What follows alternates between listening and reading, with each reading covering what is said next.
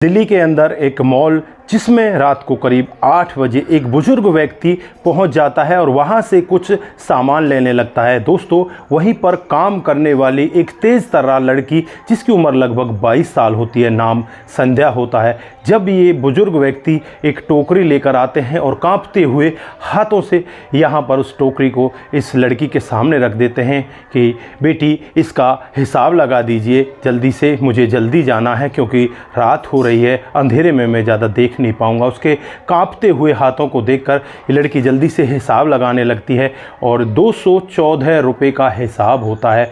दोस्तों, यहाँ पर वो बुजुर्ग व्यक्ति अपना एक पुराना सा पर्स निकालता है और उस पर्स में से यहाँ पर 200 रुपये निकाल कर देता है और यहाँ उस लड़की की तरफ देखने लगता है कि बेटा बस इतना ही है मेरे पास, इसमें से दूध का पैकेट आप निकाल लीजिए।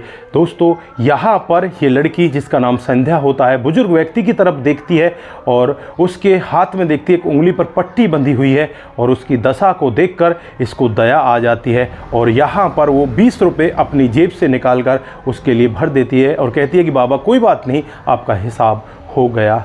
जो दुकान का मैनेजर होता है वो ये पूरा वाकया देख रहा होता है।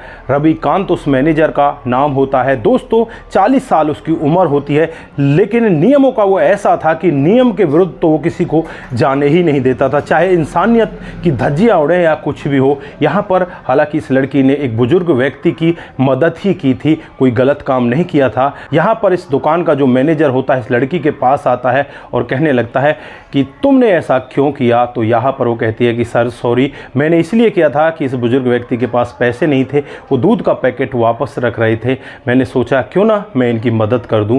तो यहाँ पर वो मैनेजर चीखने लगता, चिल्लाने लगता है, कहने लगता है कि तुम इस तरह से तो हमारे पूरे सामान को बांट दोगी, लोगों की यहाँ पर भीड़ लग जाएगी, तुम्हें जरा सी भी तमीज़ नहीं है, ऐसा नहीं करना चाहिए।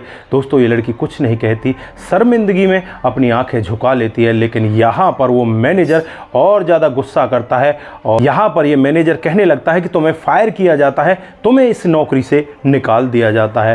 दोस्तों, अब यहाँ पर वो लड़की कुछ नहीं कहती, चुपचाप अपना आई कार्ड वहाँ पर रखती है और बैग उठाकर चलने लगती है। बुजुर्ग व्यक्ति भी यहाँ पर मैनेजर से कहने लगता है कि भाई साहब, यहाँ पर इस लड़की ने थोड़ी सी मेरी मदद ही तो की है, इंसानियत ही तो दिखाई है, तुम यहाँ पर इतना बड़ा कदम क्यों उठा रहे हो। तो यहाँ पर वो मैनेजर इस बुजुर्ग व्यक्ति से भी कहता है कि तुम्हें बीच में पड़ने की ज़रूरत नहीं है, तुम्हारे जैसे लोगों के कारण ही हमारा जो व्यापार है वो घाटे में जा रहा है। दोस्तों, अब बुजुर्ग व्यक्ति भी कुछ नहीं कहते, वहाँ से चलने लगते हैं। ये लड़की अपनी आंखों में आंसू लेकर वहाँ से निकल जाती है क्योंकि इसके पीछे जिम्मेवारियों का बहुत सारा बोझ होता है। दोस्तों, इसकी छोटी बहन की पढ़ाई, जो घर का राशन है उसके लिए खर्चा, घर का किराया, माँ के लिए भी खर्चा, बहुत सारे खर्चे इसके पीछे होते हैं। अब नौकरी छूट गई तो ये करे तो क्या करे। माँ का भी फ़ोन आता है, माँ का फ़ोन भी नहीं उठाती। दोस्तों, 10 बाई 10 के एक कमरे में एक किराए पर रहा करती है और वहाँ जाकर चुपचाप चारपाई पर लेट जाती है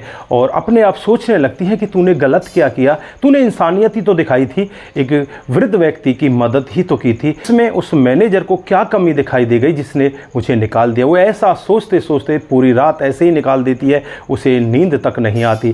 दोस्तों, जैसे ही अगली सुबह होती है वो सुबह तैयार होने लगती है कि मुझे कहीं दूसरी नौकरी ढूंढने के लिए जाना है। वहाँ पर एक चमचमाती हुई बहुत बड़ी गाड़ी आकर रुकती है और उस गाड़ी में से बुजुर्ग व्यक्ति और उसके साथ एक हट्टा कट्टा नौजवान लड़का होता है। दोस्तों, वो बुजुर्ग व्यक्ति कोई और नहीं होता, वही व्यक्ति होता है जो मॉल में उस लड़की को मिला था, जिसकी मदद यहाँ पर इस लड़की ने की थी। दोस्तों, अब उस बुजुर्ग व्यक्ति को इस तरह से देखकर ये लड़की भी एक बार के लिए चिंता में पड़ जाती है और यहाँ पर ये बुजुर्ग व्यक्ति कहने लगता है कि बेटा ये लो लिफाफा। तो यहाँ पर वो कहने लगती है कि कौन सा लिफाफा दे रहे हो, आप हो कौन। तो यहाँ पर वो व्यक्ति कहता है कि मैं अग्रवाल फाउंडेशन का मालिक हूँ, मेरा नाम तेज प्रताप सिंह है और मेरी उम्र लगभग 75 साल है। दोस्तों, यहाँ पर जब ये लड़की पूरा वाकया सुनती है तो एक बार के लिए सन्न हो जाती है। यहाँ पर ये लड़की कहती है कि मैंने भला आपके साथ एक छोटा सा काम ही तो किया था, आपकी थोड़ी सी मदद ही की थी, आपने इतना बड़ा मुझे क्यों ऑफ़र दे दिया। यहाँ पर इस लड़की को अग्रवाल की जो कंपनी होती है, सोशल कंपनी वो चलाया करते हैं, जिसमें बड़े बुजुर्गों की मदद किया करते और यहाँ पर बच्चों की भी मदद किया करते, उसमें उसे चीफ बना दिया जाता है। दोस्तों यहाँ पर जब ये लड़की ये पूरा वाक्य देखती है तो बस उसकी आंखें फटी की फटी रह जाती। 3 गुनी उसकी सैलरी होती है। दोस्तों जब यहाँ पर ये अगले दिन उस कंपनी को ज्वाइन करती है तो सभी लोग यहाँ पर तालियों से इसका स्वागत करते हैं। इस लड़की का आत्मसम्मान दोबारा से वापस आ जाता है और ये बहुत अच्छे से उस कामकाज को करने लगती है। दोस्तों तीसरा ही दिन आता है। तीसरे दिन यहाँ पर उस मॉल के मैनेजर को एक नोटिस आता है और उस नोटिस में यही पूछा जाता है कि तुम ये हमारी कंपनी की बहुत बड़ी ऑफिसर है, हमें लिखित में जवाब चाहिए कि आपने किस बिना पर इस लड़की को अपनी कंपनी से बाहर निकाल दिया। दोस्तों यहाँ पर उस मॉल के मैनेजर के पास भी कोई जवाब नहीं होता, वो बस टूट सा ही जाता है और चुपचाप रोने लग जाता है। दोस्तों यहाँ पर कई दिन के बाद उसी मॉल में एक प्रोग्राम होता है और यहाँ पर उस लड़की को जो मोस्ट गेस्ट होते हैं, यानी कि जो सबसे बड़ा गेस्ट होता है, उसके रूप में उस लड़की को यहाँ पर बुलाया जाता है। और लड़की जब यहाँ पर अपने भाषण देती है तो छोटी सी इंसानियत दिखाई थी, जिसकी वजह से मुझे इस मॉल से निकाल दिया गया था। अगर मैं इंसानियत ना दिखाती तो शायद आज मुझे नौकरी नहीं मिल पाती।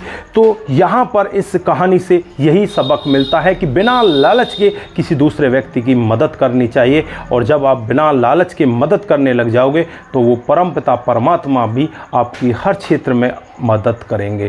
दोस्तों आप लोग यहाँ पर क्या कहना चाहते हैं उस बुजुर्ग व्यक्ति के बारे में और इस लड़की के बारे में? आपकी जो भी राय है एक बार कमेंट बॉक्स में ज़रूर दीजिएगा। आज के लिए बस इतना ही, फिर मिलते हैं किसी नए मोड के साथ। तब तक के लिए आप अपना ख्याल रखें, परिवार का ख्याल रखें, सतर्क रहें, सावधान रहें। दोस्तों जिन साथियों ने हमारे पिछले वीडियोज़ पर कमेंट किए थे उनका नाम हम यहाँ पर बारी बारी से लेने वाले हैं। जो कमेंट आता है मुकेश कुमार जी का आता है, वो हमें एक फ़ोटो भेजते हैं, आपका बहुत बहुत धन्यवाद। उसके बाद प्रेमचंद शर्मा जी हमें लिखते हैं, राम राम भाई साहब, आपकी कहानी अच्छी होती है, आप बहुत अच्छी कहानी सुनाते हो, दिल गदगद हो जाता है, आपका बहुत बहुत धन्यवाद। है वो सूरज DEO का आता है, वो लिखते हैं, राधे राधे भाई, very nice story, I am Suraj from Fiji. आपका भी दिल की गहराई से बहुत बहुत धन्यवाद। आप फिजी से हमें फॉलो करते हैं, आप हमें इसी तरह से फॉलो करते रहें। आप सभी का दिल की गहराई से बहुत बहुत धन्यवाद।